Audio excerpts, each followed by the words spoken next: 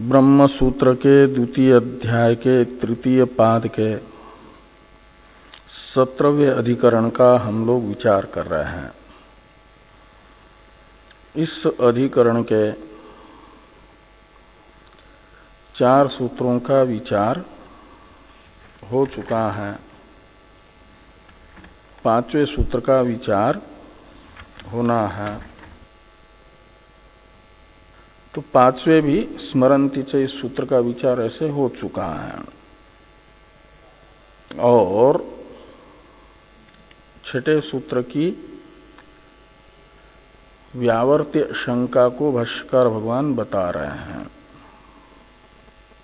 ये बताया गया जीव और ईश्वर को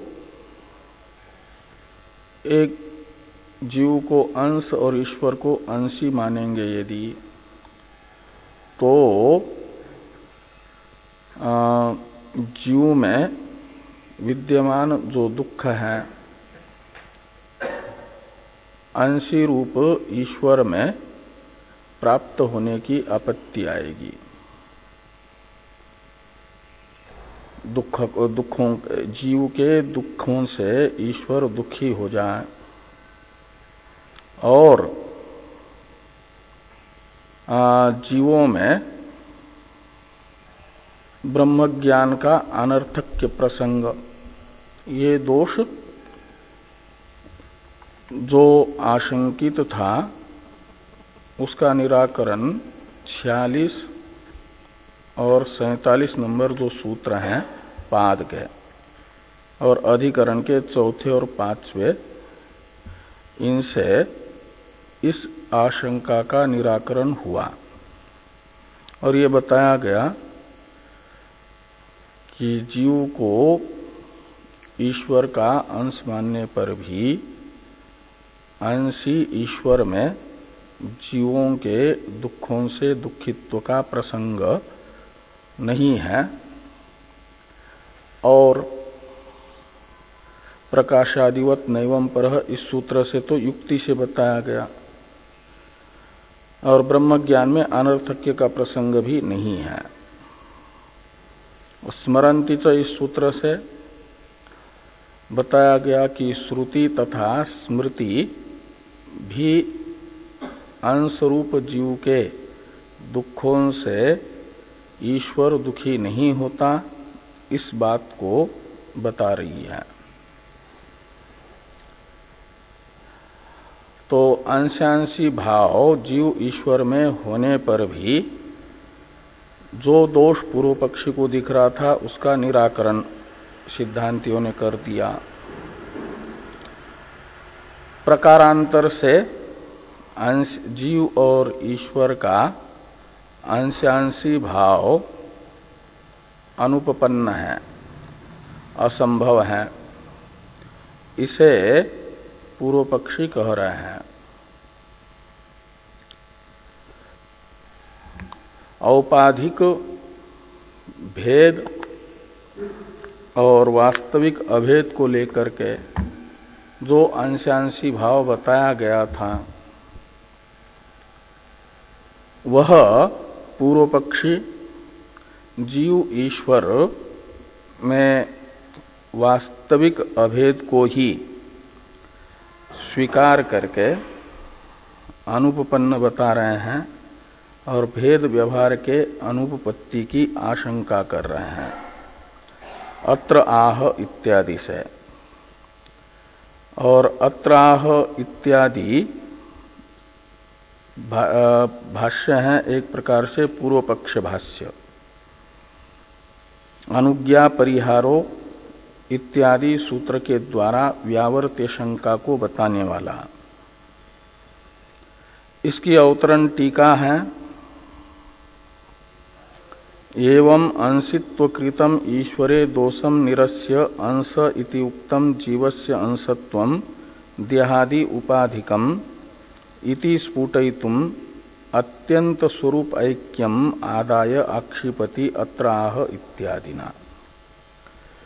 ते कह रहे हैं कि ईश्वर में अंशित्व निमित्तक जो दोष पूर्व पक्षी ने बताया था उसका निराकरण दो सूत्रों से कर दिया गया। अब अंश नाना व्यपदेशात इत्यादि सूत्र के द्वारा जीव में जो अंशत्व बताया गया था वह स्वतः नहीं अपितु देहादि उपाधि निमित्तक है। इस बात को स्पष्ट करने के लिए जीव ईश्वर का औपाधिक अंश है, स्वतः अंश नहीं। इस बात को स्पष्ट करने के लिए पूर्व पक्षी के द्वारा जीव में अंशत्व का आक्षेप किया जा रहा है आत्यंतिक एकत्व को लेकर के। इस अभिप्राय से ये कहा गया कि अत्यंत स्वरूप ऐक्यम आदाय आक्षिपति अत्राह इत्यादि ना। तो इस भाष्य में एक दो वाक्य हम लोग देखे थे, लेकिन यहीं से देखिए कि ननु च अंशो जीव ईश्वरस्य इति उक्तम। आपने ईश्वर का अंश जीव को बताया, पूर्व पक्षी कह रहे हैं।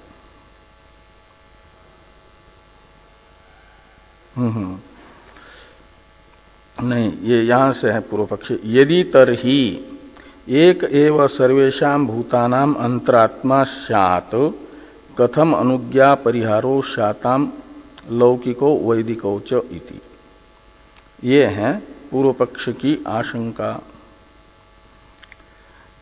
तो कहते यदि सर्वेषां भूतानाम अंतरात्मा एक एव स्यात्, सभी प्राणियों की प्रत्येगात्मा एक ही ब्रह्म होगा यदि, तब तो कथम तरही, तरही का अन्वय कथम के साथ टीकाकार ने बता दिया था कि कथम तरही इति अन्वय। तो कथम तरही अनुज्ञा परिहारो लौकिको वैदिको च। तो वैदिक अनुज्ञा परिहार यानी विधि निषेध और लौकिक जो विधि निषेध है,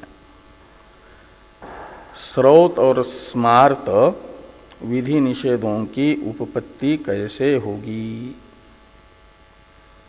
ये शंका हुई। इस शंका का सिद्धांति के अनुयायी कहते हैं कि हमने उत्तर दे दिया है, तो ये शंका ही नहीं बनती। ये पूर्व पक्षी के प्रति सिद्धांति के अनुयायी कह रहे हैं। पूर्व पक्षी का अभिप्राय बिना समझे एक प्रकार से, इसलिए ये पूर्व पक्षी के प्रति एक प्रकार से सिद्धांति के अनुयायी की शंका है कि ननु च अंशो जीव ईश्वरस्य इति उक्तम। कहते हमने तो, सिद्धांति के अनुयायी कह रहे हैं कि जीव ईश्वर का अंश है, ये बता दिया है, और अंश होने से अंशी जो ईश्वर है उससे भिन्न होगा, और उसी भेद को लेकर के वैदिक तथा लौकिक विधि निषेध उपपन्न हो जाएंगे।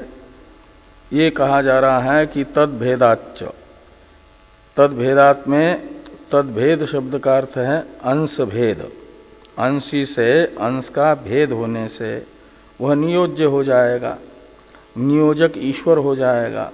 इस प्रकार ये नियोज्य नियोजक भाव बन जाएगा। तो तद्भेदात का अर्थ करते हैं टीकाकार की तद्भेदात यानी अंश भेदात, टीका में। अनुज्ञा परिहारो तद आश्रयो अव्यतिकीर्णो उपपद्येते किम अत्र चोद्यते इति। तो अंश का अंशी से भेद होने से अंश रूप अधिकारी के लिए यानी जीव के लिए अंशी से भिन्न जो जीव अंश और तद अधिकारिक अनुज्ञा यानी विधि तथा परिहार यानी निषेध ये उपपन्न हो जाएंगे। अव्यतिकीर्णो यानी निर्बाध सिद्ध हो जाएंगे, उत्पन्न हो जाएंगे। तो किम अत्र चोद्यते, तो जीव को ईश्वर का अंश मानने पर आप क्या प्रश्न कर रहे हो, आपकी शंका का विषय क्या है? निर्विषय आपकी शंका है, निराश्रय निरालंब शंका है। इस प्रकार सिद्धांति के अनुयायी ने पूर्व पक्षी को कहा।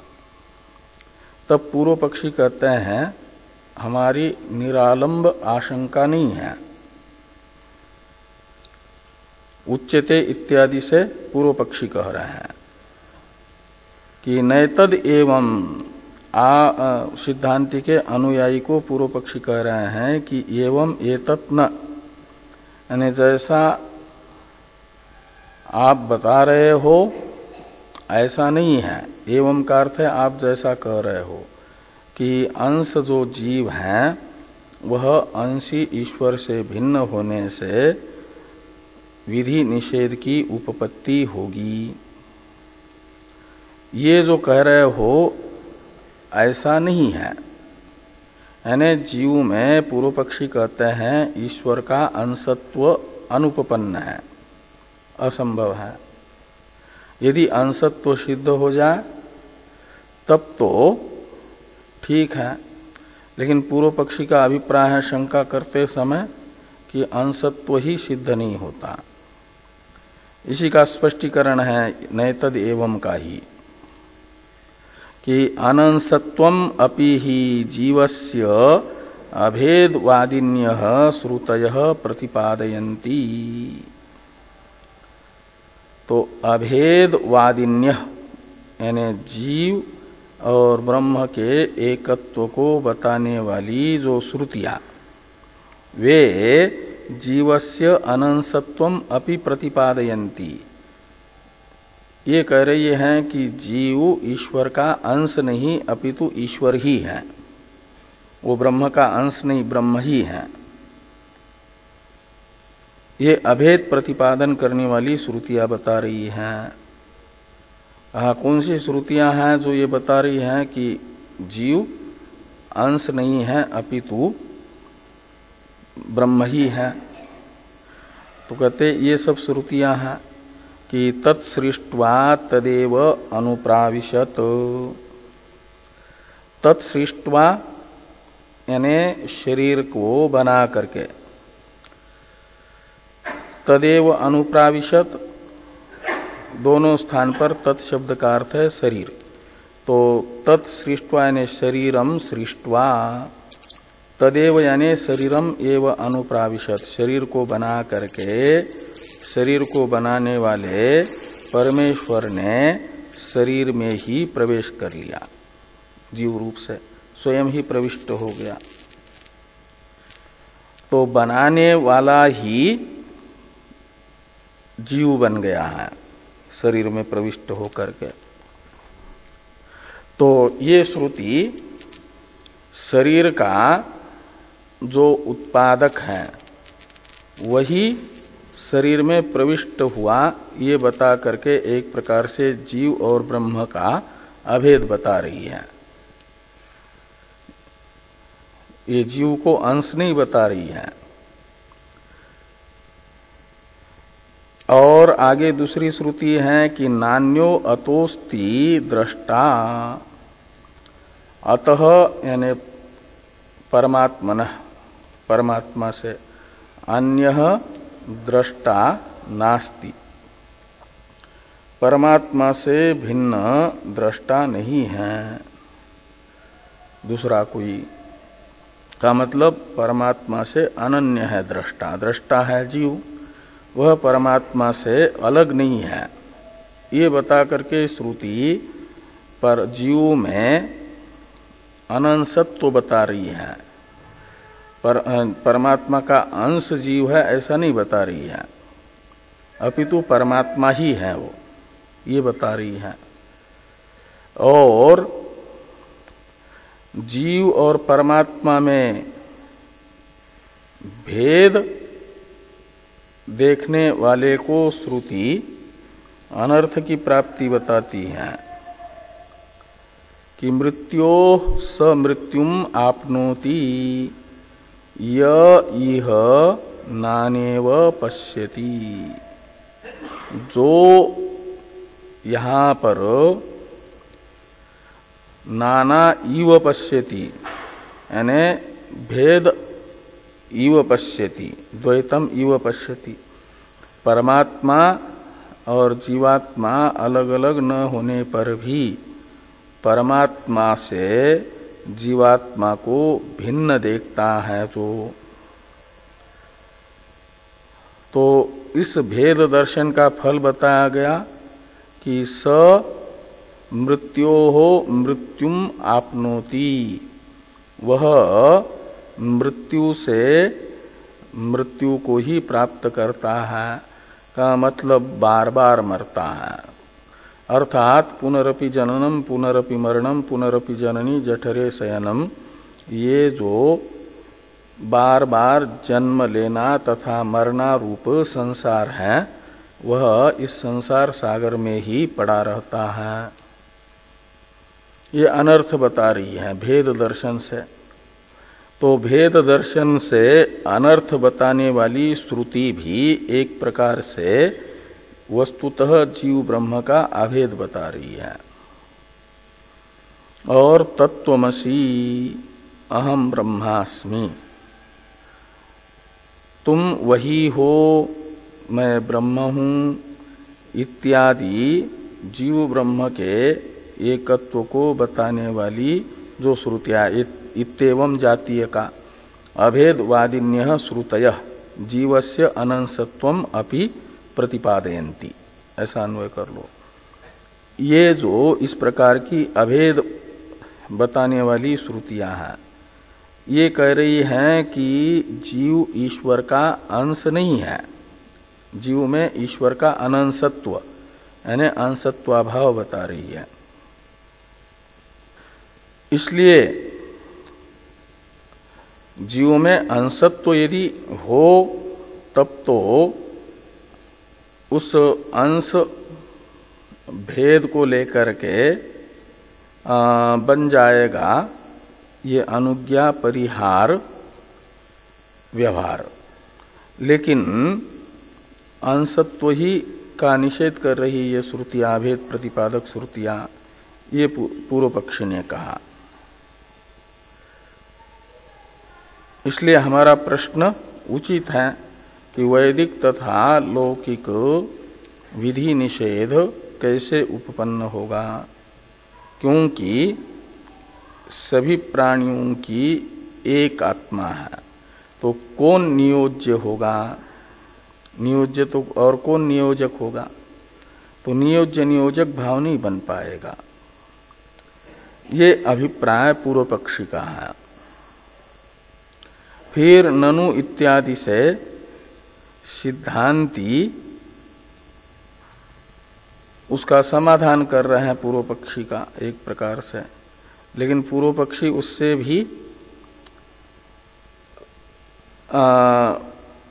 संतुष्ट नहीं होगा और अपनी युक्ति बताएगा, तो फिर सूत्र से उत्तर दिया जाएगा। लेकिन एक और सिद्धांति के अनुयायी के द्वारा ही एक प्रकार से समाधान दिया जा रहा है कि ननु भेदाभेद अवगमाभ्याम अंशत्वम सिद्ध्यति इति उक्तम। इस अधिकरण के प्रथम सूत्र में हमने ये बताया है कि नाना व्यपदेशात अन्यथा चापि, का मतलब भेद तथा अभेद व्यपदेश से जीव में अंशत्व की सिद्धि होती है। ऐसा हम इस अधिकरण के प्रथम सूत्र के द्वारा बता चुके हैं। ऐसा यदि सिद्धांति के अनुयायी कहते हैं तो पूर्व पक्षी कहते हैं स्याद एतद एवं, कहते हैं आप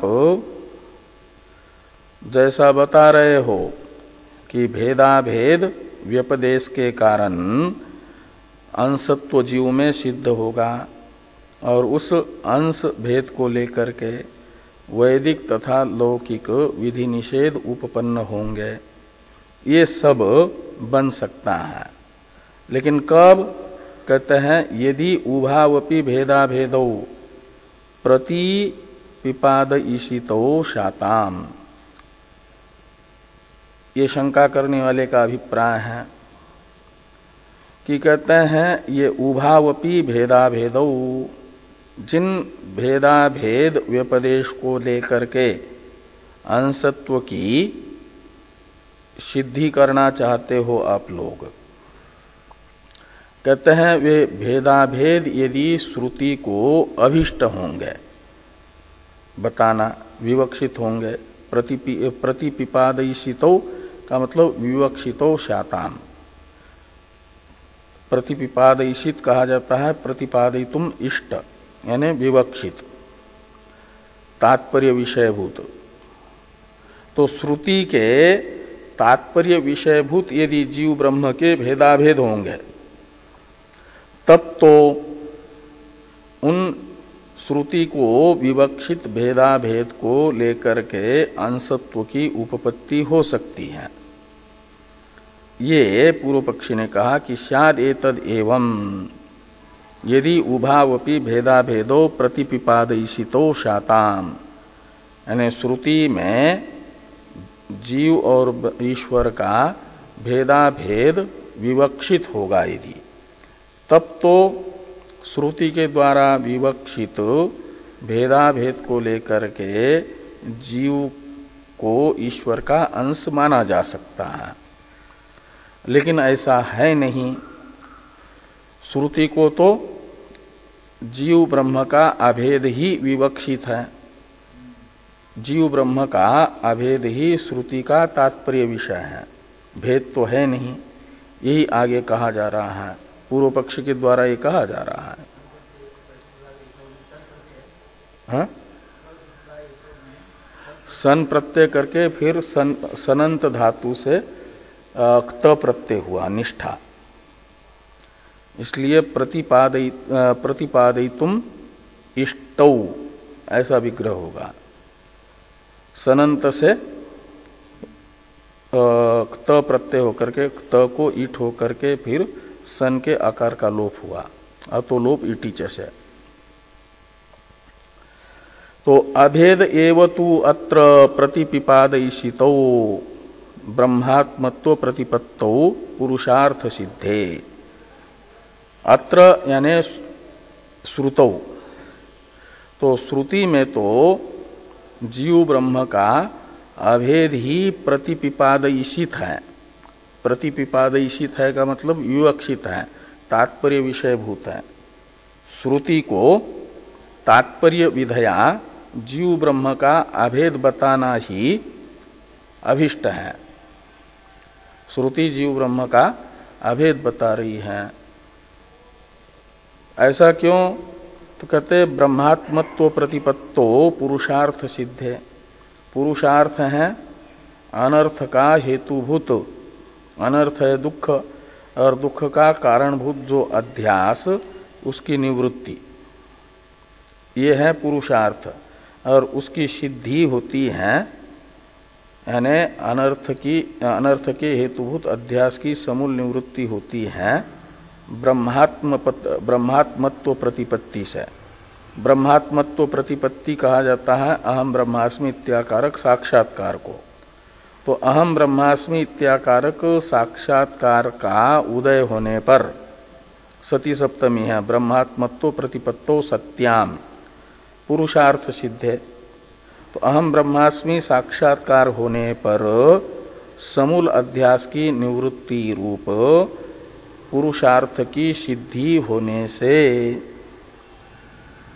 ये माना जाएगा कि जिस अर्थ के ज्ञान से श्रुति का जो प्रयोजन है मोक्ष, वेदांत का यानी उपनिषदों का अर्थात वेदों के ज्ञान कांड का जो अनुबंध चतुष्टय है, उस अनुबंध चतुष्टय अंतःपाती जो प्रयोजन है, अधिकारी, विषय, प्रयोजन और संबंध, इन चार को कहा जाता है अनुबंध।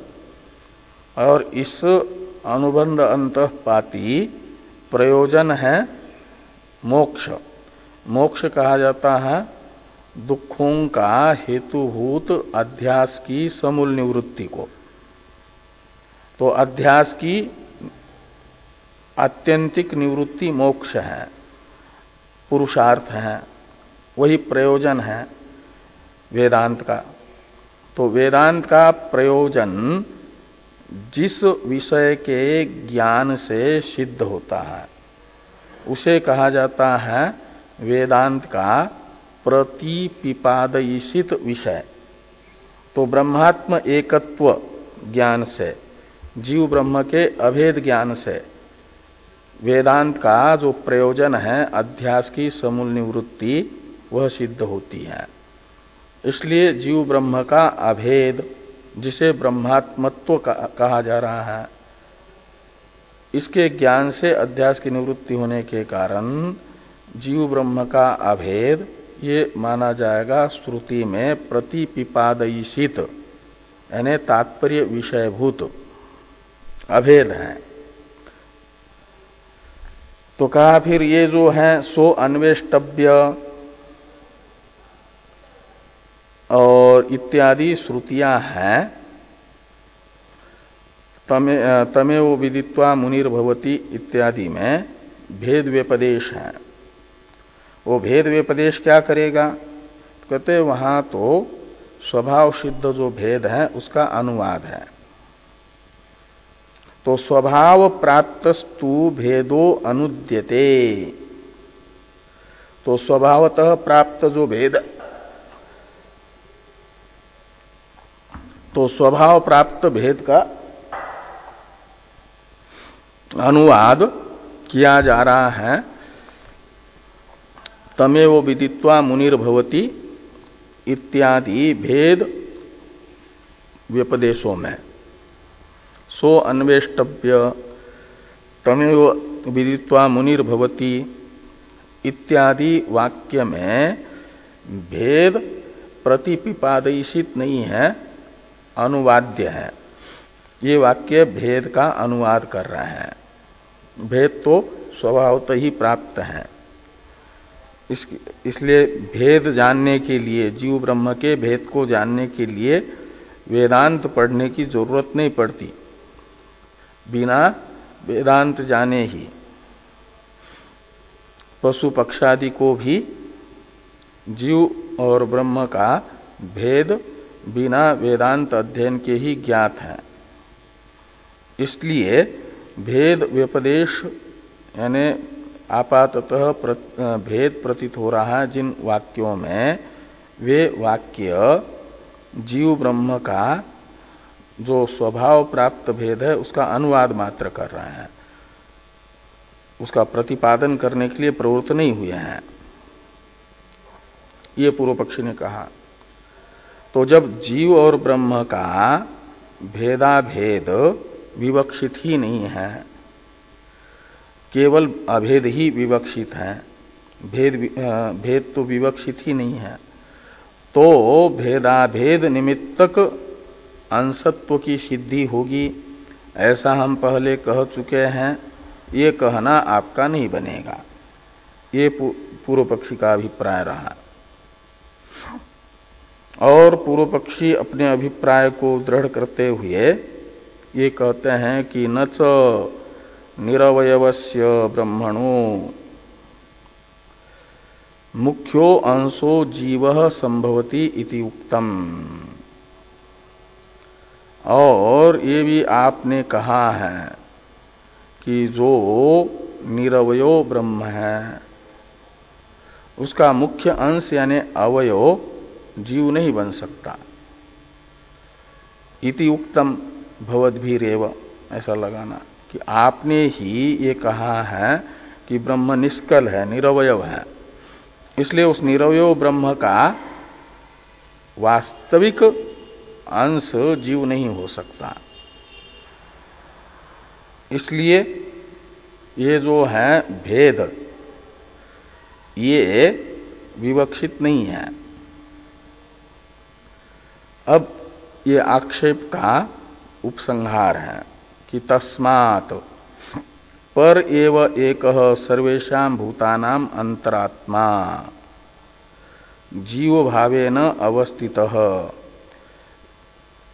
इसलिए परमात्मा ही सभी प्राणियों के प्रत्येक आत्मा के रूप में, जो प्रत्येक आत्मा है वही जीव भाव से अवस्थित यानी जीव रूप से प्रविष्ट हुआ है। जीव ईश्वर का अंश नहीं अपितु ईश्वर ही है। और इसलिए अंशांशी भाव जब सिद्ध नहीं हुआ तो जीव और ब्रह्म का भेद ही नहीं है। तो जो वैदिक तथा लौकिक विधि निषेध है उनकी उपपत्ति अभेदवादियों को जरूर बतानी पड़ेगी। इसलिए कहते इत्यतः यानी जीव और ब्रह्म का अभेद ही होने से अनुज्ञा परिहारोपपत्ति वक्तव्या भवद्भी। जो जीव ब्रह्म का सर्वथा अभेद होने से भेद निमित्तक जो विधि निषेध है वे कैसे उत्पन्न होंगे, उनकी अनुपपत्ति रूप जो दोष है वह दोष आपके मत में विद्यमान है। ये एक प्रकार से आक्षेपकर्ता का अभिप्राय है। अत्यंत अभेद को लेकर के ये आक्षेप हुआ। आक्षेप करने वाले के अभिप्राय को टीकाकार बता रहे हैं एक वाक्य में। टीका का एक वाक्य है, इसको देखिए कि निरवयो ब्रह्मणो मुख्यांशो न संभवति इति वदता सिद्धांतिना भेदो नास्ति इति उक्तम भवति भेदाभावे च अंशांशित्वाभावात् अनुज्ञादि भेद व्यवहार अनुपपत्ति इति आक्षेपाभिप्राय। आक्षेपकर्ता का ये अभिप्राय है कि ब्रह्म निरवय होने से उसका मुख्य अंश जीव संभव नहीं है, ऐसा बताने वाले सिद्धांतियों ने एक प्रकार से जीव ब्रह्म के भेद का निषेध कर दिया। ये बताया कि भेदो नास्ति इति उक्तम भवति, ऐसा ही एक प्रकार से सिद्धांति के द्वारा कहा गया। और जब भेद नहीं रहेगा तो अंशांशी भाव भी जीव ईश्वर का सिद्ध नहीं हो पाएगा, और अंशांशी भाव नहीं होगा तो अंशांशित्वा भावात अनुज्ञादि भेद व्यवहार अनुपपत्ति। अनुज्ञा और अनुज्ञा यानी विधि और आदि शब्द से निषेध तथा अन्य जो भेद निमित्तक व्यवहार है वह अनुपपन्न है। तो विधि निषेध की अनुपपत्ति नामक दोष वेदांत मत में है, यह पूर्व पक्षी ने कहा एक प्रकार से। इसका समाधान ताम ब्रूमः इससे किया जा रहा है एक प्रकार से। ताम ब्रूमः ये है सूत्र का अवतरण, अधिकरण के छठे और पाद के 48वें सूत्र का ये अवतरण है ताम ब्रूमः। और ताम ब्रूमः इस अवतरण भाष्य की भी अवतरण टीका है कि न वयम भेदस्या सत्वम नरशृंगवद ब्रूम किंतु मिथ्यात्वम वदाम तथा च दिहादि उपाधि भेदेन अंश जीवानाम आ ब्रह्मबोधात् कल्पित भेदात् भेद व्यवहारोपपत्ति इति सूत्रेण समाधत्ते ताम इत्यादिना। कहते सिद्धांति कह रहे हैं कि वयम नरशृंगवत भेदस्य असत्वम न ब्रूमः। तो नरशृंग यानी मनुष्य के सींग जैसे अत्यंत असत है, आकाश का पुष्प अत्यंत असत है, वंध्या का पुत्र अत्यंत असत है, ऐसा जीव ब्रह्म का भेद अत्यंत असत है ऐसा हम नहीं बता रहे हैं। जब ये कहते हैं कि जीव क्या नाम ब्रह्म निरवय होने से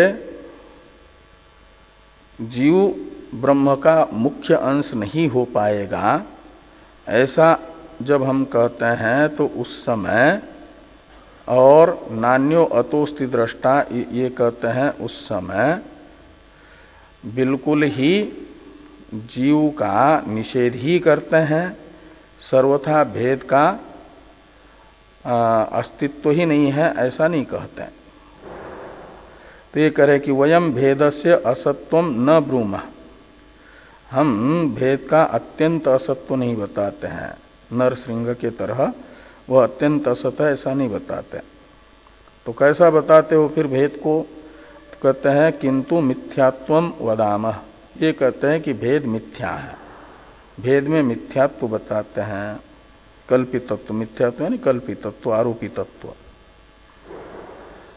औपाधिक कहो, मिथ्या कहो, आरोपित कहो, ऐसा है भेद। तथा च देहादि उपाधि भेदेन अंश जीवानाम आ ब्रह्मबोधात् कल्पित भेदात् भेद व्यवहारोपपत्ति इति सूत्रेण समाधत्ते। तो तथा च का अर्थ है जीव ब्रह्म का भेद कल्पित होने से। कल्पित होने से क्या होगा कि जब तक देहादिरूप उपाधि है, उस देहादिरूप उपाधि आपस में भिन्न है, देव शरीर, ईश्वर शरीर और जीव शरीर, जीवों के शरीर, ये मनुष्यादि शरीर, ये सब अलग अलग हैं। तो देहादिरूप उपाधि के भेद को लेकर के अंश रूप जो जीव हैं उन जीवों को आ ब्रह्मबोधात् का मतलब है ब्रह्मबोध होने तक। हाँ हाँ हाँ, तो ब्रह्मबोध तक क्या होता है कि कल्पित भेदात, जब तक अहम ब्रह्मास्मि ऐसा ब्रह्म का आत्मरूप से साक्षात्कार नहीं होता है, ब्रह्मबोध है ब्रह्म का आत्मरूप से साक्षात्कार, और उससे पहले तक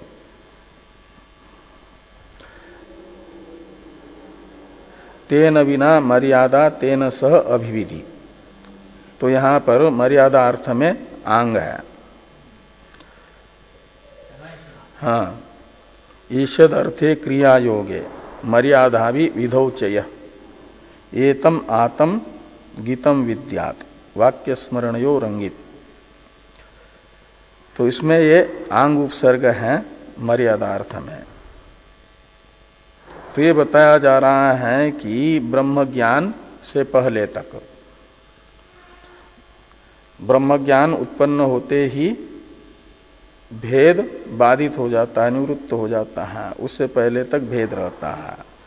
तो आ ब्रह्मबोधात कल्पित भेदात, कल्पित भेद विद्यमान होने से भेद व्यवहार उपपत्ति, जैसे रस्सी का ज्ञान होने से पहले तक कल्पित सर्प विद्यमान होने से उससे भयादि हो जाता है, और रस्सी का ज्ञान होते ही सर्प बाधित होता है तो भयादि भी निवृत्त हो जाते हैं। ऐसे अहम ब्रह्मास्मि ऐसा साक्षात्कार होने से पहले तक जीव और ब्रह्म का देहादि उपाधि निमित्तक भेद विद्यमान होने से जीव अंश है, और उसी कल्पित अंश रूपी भेद को लेकर के भेद व्यवहार उपपत्ति, भेद व्यवहार की सिद्धि होगी, यानी अनुज्ञा परिहारादि सिद्ध होंगे।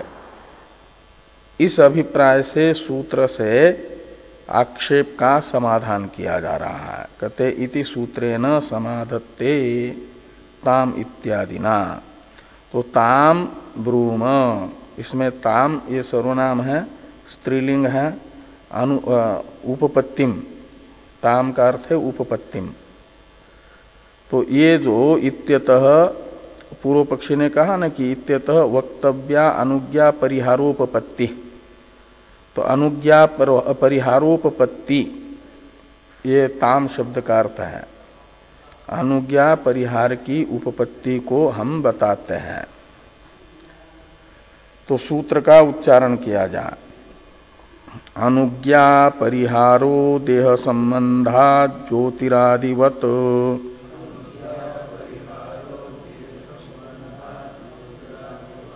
अनुज्ञा परिहारो देह संबंधा ज्योतिरादिवत।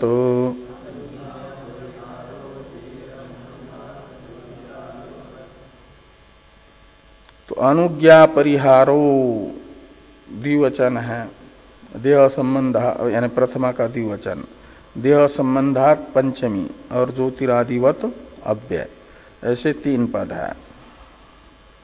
अनुज्ञा यानी विधि और परिहार यानी निषेध। अग्निसोम्यम पशुम संज्ञपयेत, ये अनुज्ञा है वैदिक, यानी विधि है। और न हिंसा सर्वाभूतानि, ये निषेध है। और मित्रम उपसेवितव्यम, ये पहले वाले तो वैदिक अनुज्ञा परिहार है। अग्निसोम्यम पशुम संज्ञपयेत, ये है वैदिक अनुज्ञा यानी विधि। न हिंसा सर्वाभूतानि, ये है वैदिक परिहार। मित्रम उपसेवितव्यम, ये है लौकिक अनुज्ञा। शत्रु परिहर्तव्य, ये है लौकिक परिहार। तो ये जो वैदिक तथा लौकिक अनुज्ञा तथा परिहार है, अर्थात विधि निषेध है,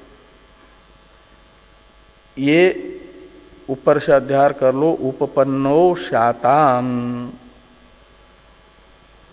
उपपन्नो और शाताम, इन दो पदों का अध्यार कर लो कि अनुज्ञा परिहारो उपपन्नो शाताम, अनुज्ञा और परिहार उपपन्न होते हैं यानी सिद्ध होते हैं। किससे? तो कहते हैं देह संबंधात। देह संबंध में तृतीया तत्पुरुष समास है। देही संबंध, देह संबंध। तो देह के साथ जो एक ही आत्मा का संबंध है, अनेक देह के साथ, देही संबंध ऐसा बहुवचन करना। तो देह तो एक नहीं है, अनेक है, 84 लाख प्रकार के है, और 84 लाख तो योनि है, और योनि में एक एक योनि में कई कई अरब खरब जीव होते हैं, शरीर होते हैं। तो इसलिए असंख्य शरीर हो गए, देह हो गए। और उन असंख्य देहों के साथ जो संबंध है, किसका? एक देही का, आत्मा का। आत्मा तो एक है और उसकी उपाधिभूत देह अनेक है, और उन अनेक उपाधिभूत देहों के साथ जो आत्मा का संबंध, उसे कहा गया देह संबंध। उस संबंध का स्वरूप है बस अध्यास रूप। देह में मैंपना, अहम अभिमान। भाष्य में भाष्कर भगवान बताएंगे कि आत्म विषयक विप्रतिपत्ति यानी अन्यथा प्रतिपत्ति का मतलब देह को ही मैं मानना। आत्मा व्यापक है और उन व्यापक उस व्यापक आत्मा का अपने वास्तविक स्वरूप के अज्ञान के कारण एक एक शरीर के साथ आविद्यक तादात्म्य संबंध हो जाता है। मतलब ये कार्यकरण संघात ही मैं हूं, ये जो भ्रांति है, ये शरीर ही मैं हूं इत्याकारक, इस प्रतीति को कहा गया देह संबंध यानी अध्यास। और इसी अध्यास से फिर क्या हो जाता है कि एक एक देह को ही मैं समझ लेता है अविद्या अवस्था में ये जीव, तो जो सभी कार्यक्रम संघातों में प्रत्येक आत्मा के रूप में, अंतर्यामी के रूप में विद्यमान अपना वास्तविक स्वरूप है उसे भूल जाता है, उससे अपने को अलग न होने पर भी अलग सा महसूस करता है। ये औपाधिक भेद कहलाता है। और इस औपाधिक भेद को लेकर के जीव अंश है और इसी को लेकर के फिर वह नियोज्य बन जाता है। मनुष्य के शरीर में ही मैं इत्याकारक अभिमान करने वाला जो जीव है उसे शास्त्र कहता है कि अग्नि सोमीय याग का फल यदि चाहते हो तो अग्नि सोमीय पशु का संज्ञापन करो,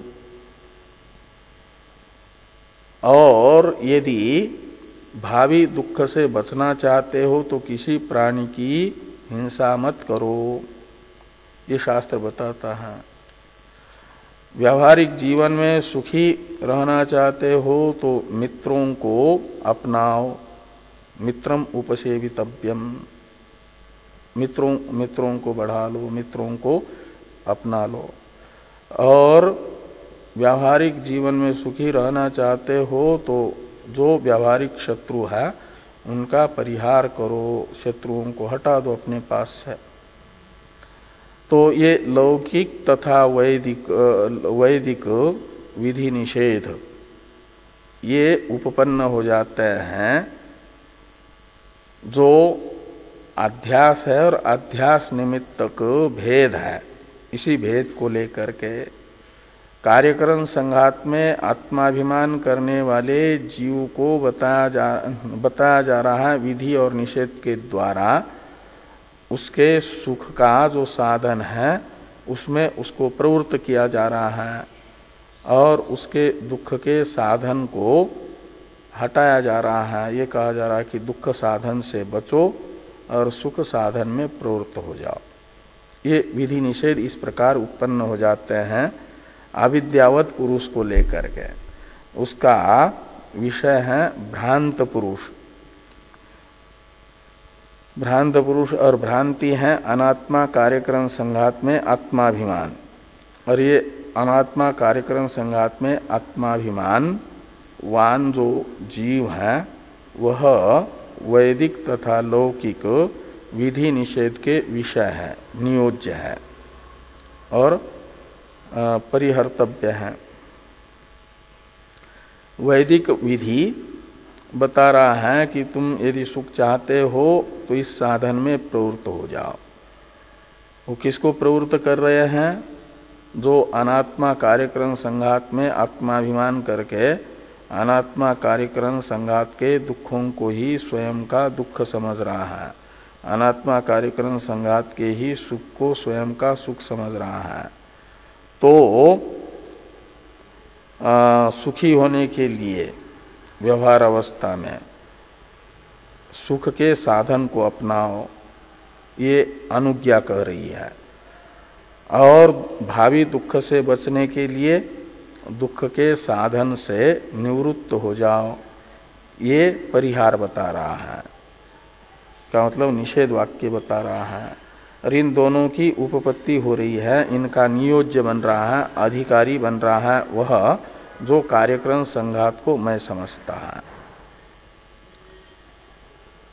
और वस्तुतः कार्यक्रम संघात रूप उपाधि को छोड़ दे तो एक आत्मा है उपाधि से विविक्त, और उस वस्तुतः आत्म एकत्व होने पर भी कार्यक्रम संघात निमित्तक जो औपाधिक भेद है उस औपाधिक भेद को लेकर के बन जाता है विधि निषेध, उपपन्न हो जाता है, सिद्ध हो जाता है, ये भेद व्यवहार बन जाता है। इसे अनुज्ञा परिहारो देह संबंधात इन दो पदों से बताया गया। और इसको समझाने के लिए वस्तुतः एक होने पर भी भेद व्यवहार उत्पन्न होता है, इसे समझाने के लिए ये उदाहरण हुआ ज्योतिरादिवत। ज्योति कहते हैं तेज को। तो जैसे